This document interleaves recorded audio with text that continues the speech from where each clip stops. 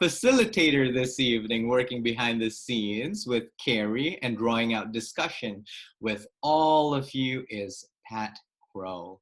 She is a nearly 30-year Toastmaster who has served in many capacities as a leader and committee member for District 6 and 106.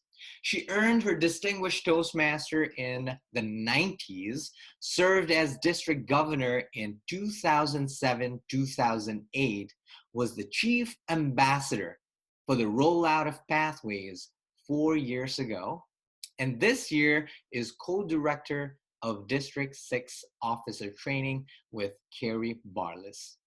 Just this week, she is happy to report she completed all portions of the Pathways membership program. Tonight, she is happy to partner with and support our speaker, Kari Barlas. Please help me welcome Pat Kroll as session facilitator. With that, welcome to tonight's encore presentation of Unconscious Bias, Getting Real About Your Club's Culture.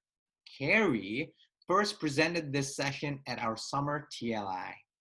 The response was overwhelming, and requests came in asking that we continue this important and much needed conversation. Kari joined her first Toastmasters Club in May 2018. In just 2 short years, she earned her Distinguished Toastmaster, completed 5 paths, won numerous awards, including the 2019 Division C Toastmasters of the Year. She placed second in her division in the 2019 District 106 International Speech Competition, and that same year was crowned District Champion in the D106 Evaluation Competition. In addition to serving as secretary in her home club, last year, Kari was our D6 Public Relations Manager. This year, along with Pat, Kari serves as one of our District 6 training co-directors. Please help me welcome tonight's presenter, speaker, Kari Barlas. Kari, please take it away. Thank you, Susan, and thank you, everybody. I'm thrilled that you all are here today to discuss what I think, and as Susan mentioned, a very important topic. I hope you'll all find something valuable to take away tonight. I want this to be an interactive session. I want you to feel a part of it, and I want to make sure that we're doing this well. All right, I can't see anybody, so Pat, you're my eyes. Is the screen up and ready to go? I can, yep. I am really thrilled that you're all here. I'm thrilled for the opportunity. I love the way Susan described these monthly motivations in terms of trying to just inspire one of us. I think we can all agree that issues of race are at the forefront of our cultural dialogue right now. I think they're important, and I think we all have a role to play in talking about race. You may be surprised to see a white lady up here talking about this, and I think that's a reasonable question. And my question back to you is, when I mention the word race, what do you picture in your mind? Do you picture a person of color? Well, I'd like us all to take ownership of the discussion, because we all have the power to either interrupt racism or help continue to uphold the system as it stands. One thing that I've learned in my journey is to think about race in the framework of these 3 questions. And while we all may have different answers to these questions, we'll find similarities between us in that we all have a race story.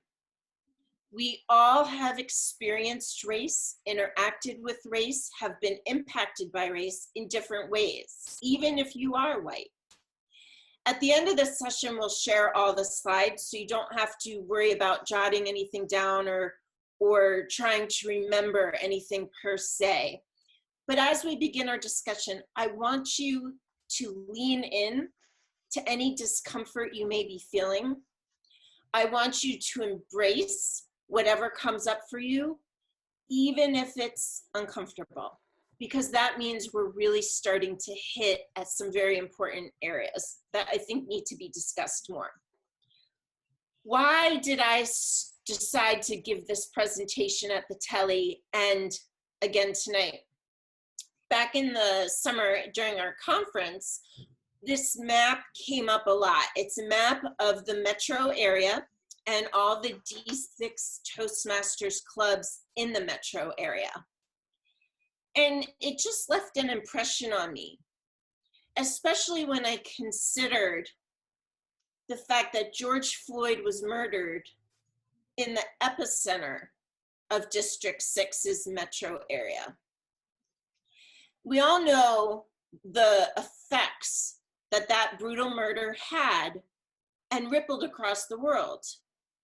And it got me thinking, Toastmasters is not immune. We have to discuss this. This happened in our backyard. These are our fellow Toastmasters. These are our potential Toastmasters guests and future members. We've all been impacted by this. And especially here in District 6, it needs to be discussed. Tonight's session will be in 3 parts. The first part, we're going to talk about Toastmaster skills. We're all Toastmasters. What do we get out of it? What do we bring from it? What do we learn from it? And can we use those skills to understand the world around us? In the second session, we're going to dive a little deeper into the subject matter of racism and understanding implicit bias, understanding prejudice, understanding what we're talking about when we discuss these words. We'll take a break after the second session, and as Susan mentioned, the third session will be very hands-on. We will share with you a case study of a real situation that happened here in District 6. So this is all absolutely something that you might face in your clubs. We're going to break into small groups to discuss and see what we can apply from the learnings in the first 2 sessions. Here we go into the first part. Why are we Toastmasters? What skills do we learn? And how can those skills transfer into understanding the world around us? I would argue that whether it's in leadership or public speaking skills, we are here because we are interested in self-improvement. To me, that's the bottom line. Well, here's a representation of how we improve. Again, be it leadership and heading a committee or running for a position or giving presentations. The hallmark of Toastmasters is the evaluation. And what's very interesting to me is not only do we learn to give evaluations, but we learn to accept feedback openly and gracefully. And I think that skill's almost harder to embrace. When we are in a situation like public speaking, we're putting ourselves out there, we're feeling vulnerable, we could feel uncomfortable and unsure, and then to have the feeling of being judged adds a layer to it that I think helps accelerate our growth. We get feedback, we can incorporate it, learn from it, change our behavior, and thus the self-improvement we're all looking for. I thought it would be fun to put together a little example of what I mean by this. You give a presentation and you get the feedback that you pace. And you think to yourself, they're wrong. I don't think I pace. That is not the reality. And as you progress in Toastmasters, you give more and more presentations and you keep getting the feedback from different evaluators in different environments after different presentations that you keep pacing. At some point, it gets hard not to at least embrace the feedback and begin to do the self-exploration necessary to determine how you might, we'll call it, be complicit in your pacing. You still don't quite believe it, so you do what a lot of us do. You record a presentation. You watch it and you see with your own eyes that you do indeed pace. You might have embraced the message from the very beginning, but it took a while. You see it with your own eyes, and you need to take action at this point. It's time to adjust your thinking and take action. Through this knowledge, you now know, so you can do better. Once you know, you can do better and improve. And that leads us to what I consider the thesis of my presentation, the main reason we're here. Is there something that we've learned through Toastmasters and the skills that we've developed that can help us understand the world around us? And I, of course, believe the answer is yes. To my way of thinking, we've been getting the feedback. We've gotten it multiple ways. There's statistics, there's personal stories, there's seeing videos with your own eyes. It's really hard to not embrace the information that's being shared with us and wanting to improve and wanting to take action. But it can be hard, and I understand that as a white woman. I have not walked in the shoes that so many people have and experienced the pain or frustration that some have. But here's one of the very important takeaways of the evening. Just because we don't experience something, just because we don't understand something, doesn't mean it doesn't exist. And to illustrate this point, we're going to do a fun little game. And if you were at the tele presentation, don't ruin it for all of us. But I want you all to look at this image. I call this the garage door challenge. I want you all to look at this image and see if you could see a circle in there. And if you see one, maybe you see more, type the answer in the chat. Let me know how many circles you could find. Pat, after a couple people put it in the chat, let me know what they're saying. How many circles are we seeing? Again, if you've seen this before, please don't spoil the fun. I've got a couple answers so far. What are we getting? How many are there? 16. 2 people said 16. 3 people said 16. Anybody say 0? Somebody said 20. 20. Interesting. Okay. All right. When we did this the first time, nobody saw any circles, so it was a little more fun. Yeah, one person didn't see any at all. Oh, thank you, person. Here's the answer. The people who said 16 are right. They are hard to see, and for those who are seeing it for the first time, you may not have seen it, and that's okay. The point I'm trying to make with this exercise is that the circles were there the whole time. Some people saw them, and some people didn't, but they were there the whole time. And once you shifted your perspective, for those who weren't able to see it, now you can. And that's the point I want to make as we launch into the second section of our presentation today. We've covered what we learn as Toastmasters, how we might use our muscle of accepting feedback to change and take action. Now we're going to explore racism a little more deeply. And in your mind, I want you to think about your Toastmasters club and take everything we're saying within that context. Before we get started, we're going to do another game. We are going to move from circles and squares to triangles. And this exercise was not in my tele presentation. So new. Hopefully I'll stump a few of you. I'd like you to look at this very carefully and count the number of triangles that you see in this image. And go ahead and put them in the number in the chat. And Pat will share with me what some of you are answering. Okay, I've got an 8, a 2, a 5, a 2. We're looking for the number of triangles. Yep. Count them all. 11, 8. Any more? Another 8. Looks like the average number I'm getting is about 8. 8 triangles. That's the average of everybody so far. Let's review real quick. What is a triangle? It's a shape with 3 sides. The answer to the number of triangles in this picture is none. There is not one section of this image that has 3 touching sides to it.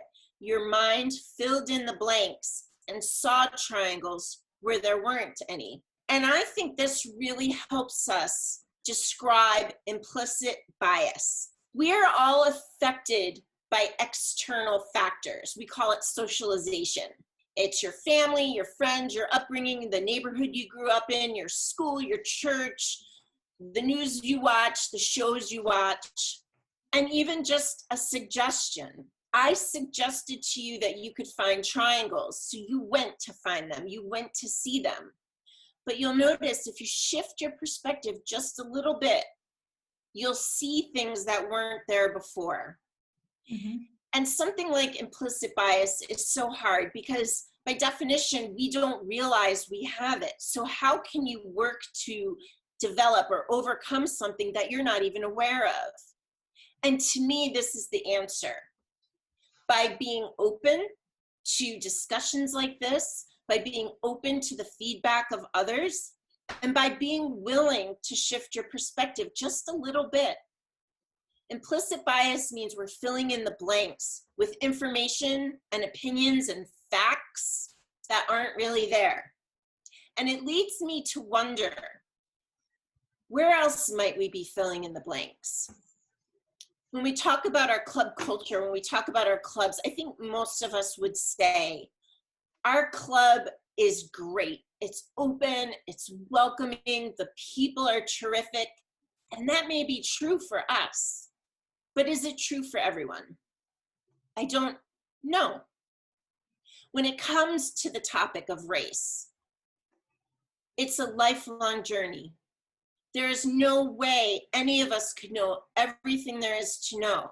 So unless we're continuing to learn, we might be missing a lot, and we might be incorrectly filling in some blanks. So now we're going to dive into the topic a little more deeply. It can't be said enough that this is only going to touch a very small part of such a big and such an emotionally difficult subject. I'm going to keep it framed in the context of Toastmasters.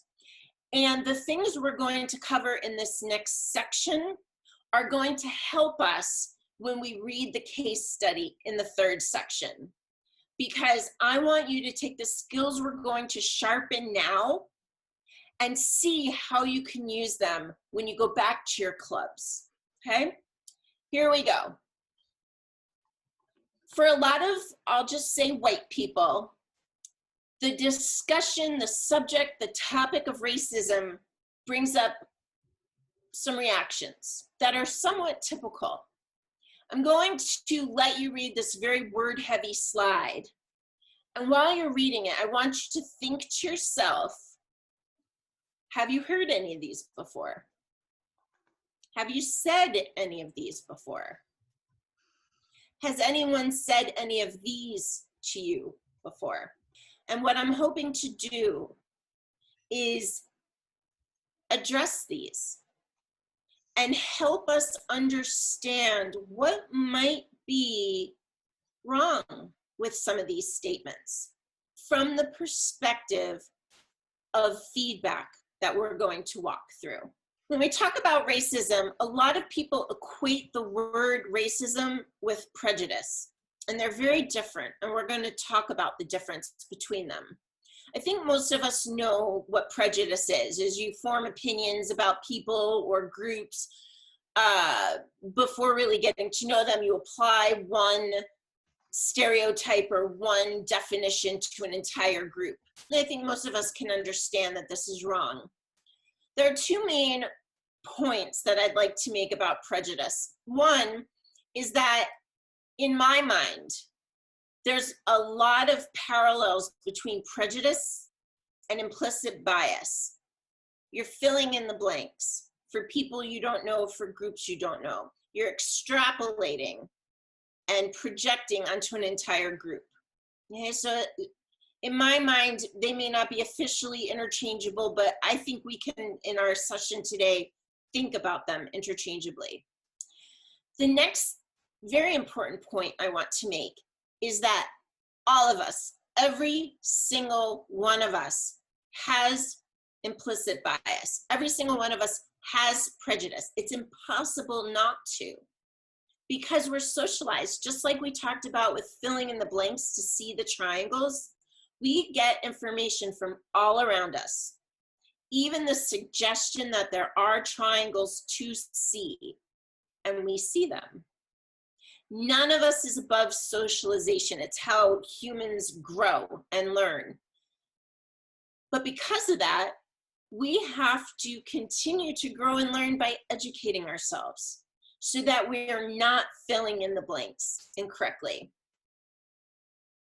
Another important point I want to make sure we land on here. If we don't acknowledge the fact that we all have implicit bias, we all have prejudice on some level, we never will get to the point where we can work to heal. Because if we remain ignorant, in the true sense of the word, ignorant, we don't know, we don't understand, we will continue to be complicit.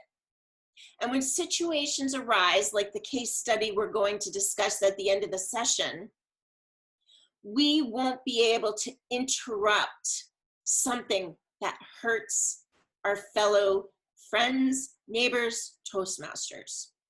So let's embrace it, even if discomfort is coming up for you, even if anger, resistance, hopelessness is coming up for you, that's okay. Hold it, and we'll walk through this together. Why is prejudice not the same as racism? A lot of people think about racism as a behavior. It's actually a structure, and we will dive into this a little bit more in a few slides. But for now, the point I want to make is that racism isn't a person. Racism isn't a behavior. It is the structure, the power structure. And like I said, we're going to walk through this a little bit more, but it's important to start separating these terms in our minds so that we can be open to learning. Because a couple things happen. The word, somebody says you're racist. What automatically happens? Our defenses go up, right? And that will shift the issue from the hurtful act that happened, whatever it may be, to a place of wanting to defend yourself and prove you're not racist. Because we've reached a point in society where I think, at least out loud, most of us will admit racism is bad, right? Well, if only bad people are racist and racism is still a problem, where's the disconnect? We have to be open to the fact that racism is not a person. It doesn't matter, oh, I didn't intend something. It is the power structure that contributes to people's lives in a positive way or in a detrimental way, okay?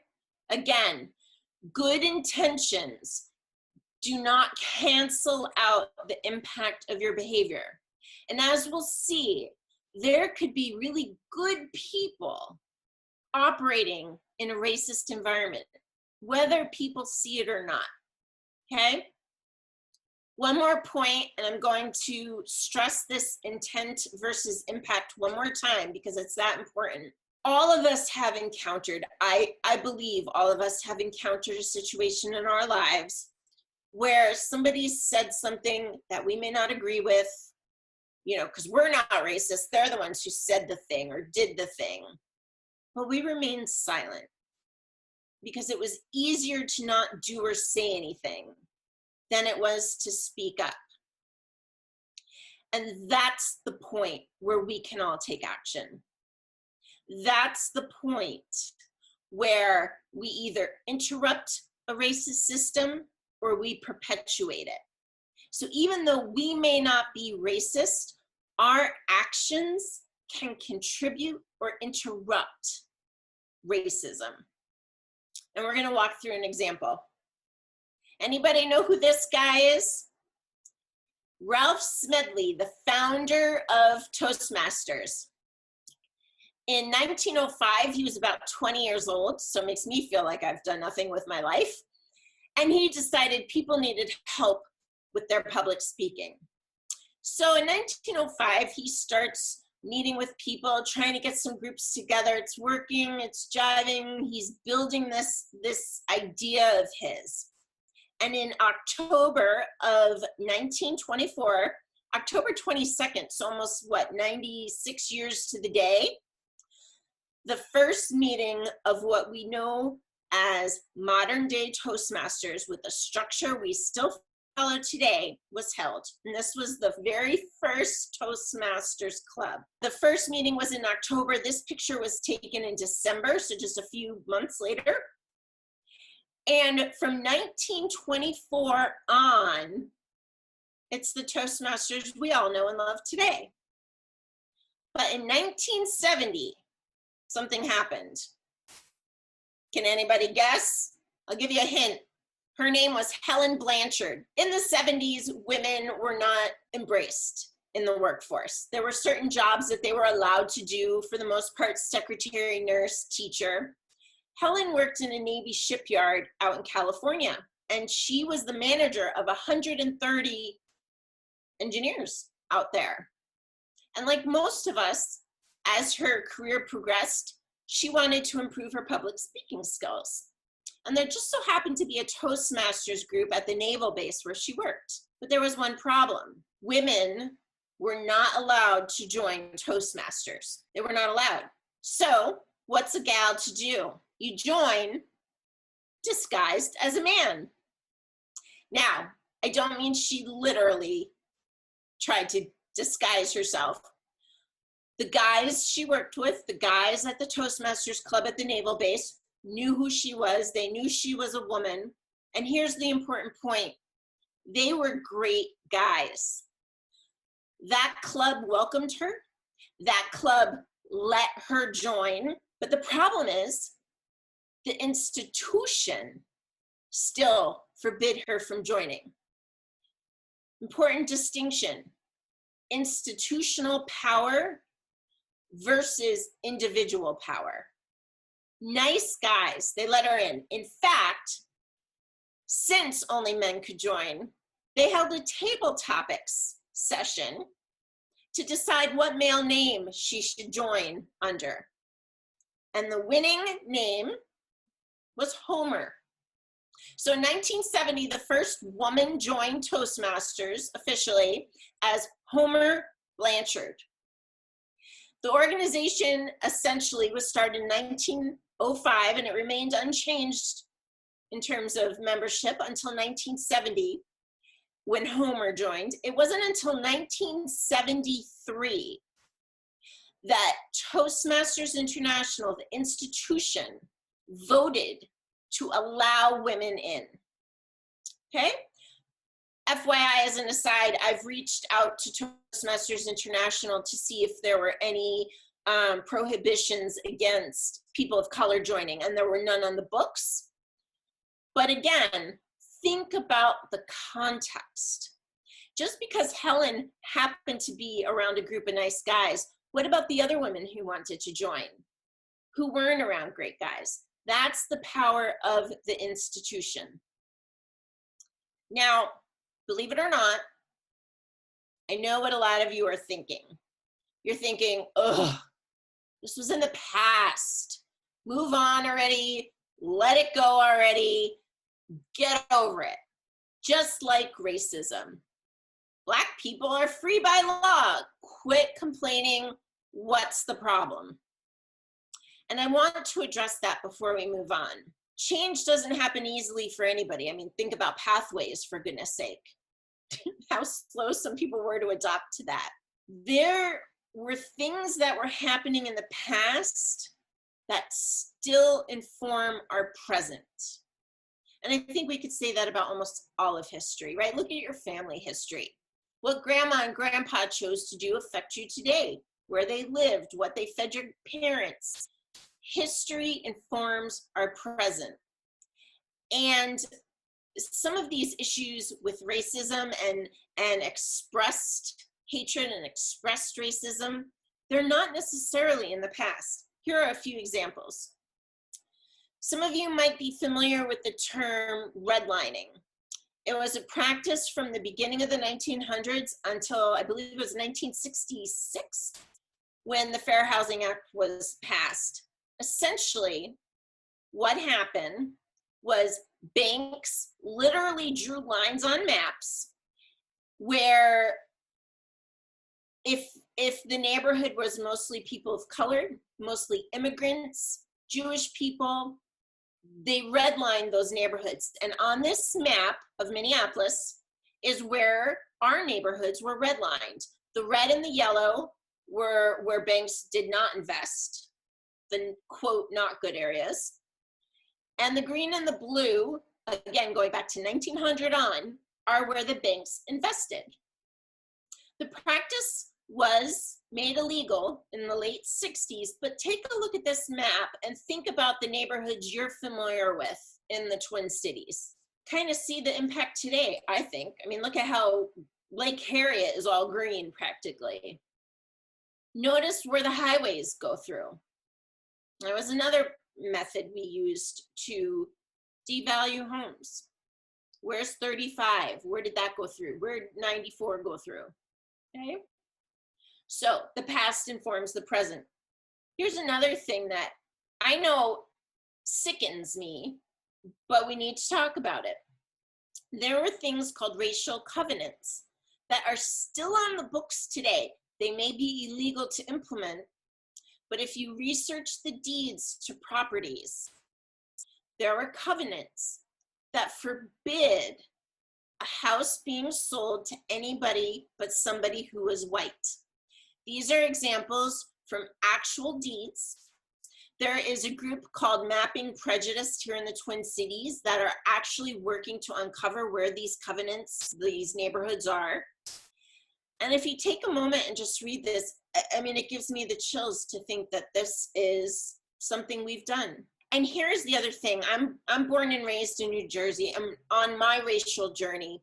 One of the things that I've learned was I grew up basically being told we're the North in the Civil War. We were on the right side of history. Done. Minnesota, believe it or not, was the first state to send troops to the Civil War to fight on the side of the North. And yet, we also did this. Covenants like this were how Northerners implemented segregation. We weren't as vocal as some of the issues that we've seen or maybe learned about in the South, but we very much practiced segregation, and we could still see the effects today. Here are some statistics for the Twin Cities, Minneapolis, St. Paul. And I'm sharing these because I want us to really remember Twin Cities statistics are District 6 statistics. The people who join our clubs, the places where we even have clubs, potential members, past, present, future members. These are our statistics. This is the context that we try to build our clubs. I know membership is an issue for all of us, especially now with COVID and these virtual meetings. I know I'd rather be with all of you tonight. It's important to know and acknowledge. And the main point is the past informs the present, and we are very much living with inequities. Now, some of you may be feeling a lot of resistance right now. It's overwhelming, it's sad, it's something that makes me very angry, it could feel hopeless. I brought these specific statistics with me tonight, not to shame, not to guilt, not to belabor, but because I want us to understand not only the context District 6 operates in, but the fact that we have the power to move it forward. We have the power to interrupt things that are broken. We're about to go into our break. We are one slide away from it. But before we do, I want to leave you with one more image. A lot of times, I know I've mistaken the word equality with equity, and they're actually very different. Giving everybody the identical same thing doesn't necessarily help certain people or certain groups because they're starting from a very different place. Think about where you are in your life, how in your Toastmasters club you might now approach equality versus equity. What difference can we make? Believe it or not, the first 2 sections of our session are done. I wanted to leave the most time for our 3rd session because I want it, again, to be very interactive. Here's what's going to happen. We're going to take a 5-minute break now. Please get up, stretch, get something to drink. Pat will put the case study in the chat window right now. When you're done with your break, come back. It's just 3 long paragraphs, just 1 page. This, again, is an instance that happened in a club right here in District 6. I want you to read through it. On the 2nd page, there's a discussion guide. I want you to take the things we've discussed. I know it was a lot and I know it went fast, but I want you to take those perhaps new learnings, those new perspectives, and see what you could do in a situation that might very well arise in your club. When you come back, as you come back, Susan is going to put us into different breakout rooms, 2, maybe 3 people per room. And then when you're done in your breakout group, we're going to come back and we're going to talk about it. You will be unmuted. I want interaction. I want to hear what you think. Pat, does anybody have any questions at this point? No, nothing's posted at this time. Okay, does anybody have any questions before we take our break, or anybody want to share or respond to anything we've talked about? I know it was a lot and I know it went fast. No questions? No questions. All right, we'll see if my countdown clock works. I'll leave this up for the 5-minute break, and as you come back, like I said, Suzanne will put you in groups. So thank you all very much for hanging in there, and enjoy your break. Well, welcome back, everyone. I'm going to help Kari lead this discussion, but we thought it might be a good idea just to read the case study out loud, kind of get everybody on the same page. And then just like to call for your thoughts based on our study guide. So I'll just start by reading the background. The background is, although Company Club is a community Toastmasters club, membership is open to all. It means that during the lunch hour in a conference room of the corporation, a large local employer, the relationship between Company Club and corporation is strong. Many employees have benefited from membership in the club's 25-year history.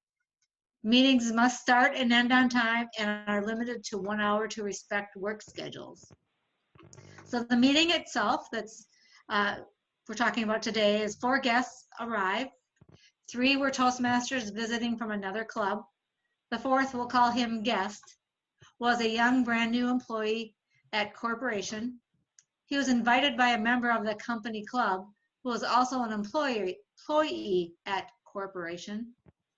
Guests showed up with an incredible amount of enthusiasm and indicated to all that he met his intent, that his intent was to join company club. So the incident, with time running short at the end of the meeting, the table topics master wrapped it up and handed the meeting back to the Toastmaster.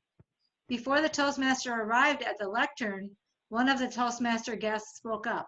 Wait, guest hasn't had a chance to speak yet. At our meetings, everyone gets a chance to speak. She then addressed the guest directly. I can tell by looking at you, you're not from here. My guess is that you're from Southeast Asia. Tell us about yourself. Okay, so that is the case study. And I'm going to go ahead and just ask the first question in our chat window, if you haven't seen that yet, is, so what did you discuss with your groups? What was your initial reaction? How would you, and you can either speak up, you can unmute yourself. This is a time for open speaking. And if people are talking at the same time, I'll try to help manage that piece. So what are your thoughts? What's your initial reaction?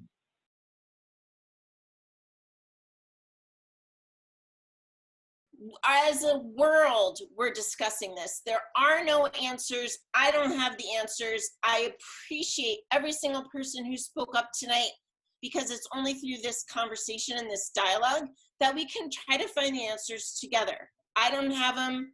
Nobody really has them. If you are to walk away tonight with some bottom line messages that I hope to communicate, they are that it's important for us to do the work to interrupt events that happen when we see them. Somebody tells the joke, somebody's made to feel different or other. It's more important to do that than to defend our honor. No, I'm not racist, she's not racist. You can hear somebody tell a racist joke and not be a racist, but unless you take action, you are complicit, is a message I'd like to share tonight. In order to interrupt those racist patterns, we've got to challenge them. We've got to understand the difference between structural institutional power and individual actors. We must be willing to examine how we play the game. We are all part of this community together, whether the community is your club, the district, the town, whatever the case may be. So we are all players in this. What is your role? Finally, I do believe, and I really cherish what you said, Jamie, about the feedback, because that, as I said earlier, is the hallmark of Toastmasters, not only giving the feedback, but embracing it. You will all get a survey, and I encourage you all to please give me feedback for how you felt. It's not about, oh, you're good, you're bad. It's about, was this valuable to you? Was this helpful to you? Pat, will you please put the slide deck in the chat? In it, you'll see that I've made a few recommendations of resources that I found valuable and helpful in my learning journey. There's a lot. Other people have great recommendations too. Those were just some that really impacted me. And finally, I think you all are just wonderful and brave to come tonight, to have these difficult conversations, to be willing to say, hey, this is what I see, and I think it's different from what you're seeing or what your slide shows. So thank you. Thank you for speaking up. I'm willing to stick around if anybody has any questions or wants to discuss anything further, but that's the end of it. I hope you take away some things to think about, and I hope you'll reach out to me and let me know. Do you agree? Do you disagree? What could be done differently so that all of our members, all of our guests feel welcome? So thank you all for coming tonight.